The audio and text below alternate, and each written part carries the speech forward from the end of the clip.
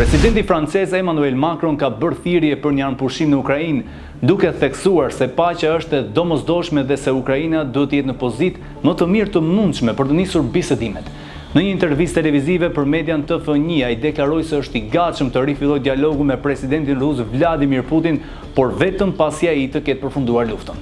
Macron u shpreh qartë se nuk dëshiron përshkazimin e konfliktit të një lufte të tretë botërore dhe theksoi rëndësinë për një armpushim të përgjithshëm për të hapur rrugën drejt një zgjidhje diplomatike, përfshirë dhe çështje territoriale.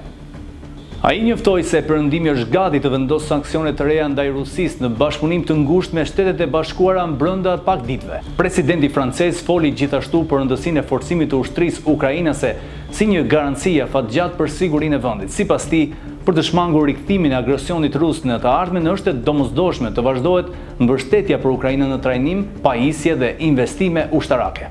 Ai bëri të ditur se po pritet një përgjigje nga Moska lidhur me propozimin për bisedime në Turqi, ndërsa përsëriti qëndrimin e Francës dhe aleatëve për një armpushim të plot në tokë, ajër dhe det për të paktën 30 ditë.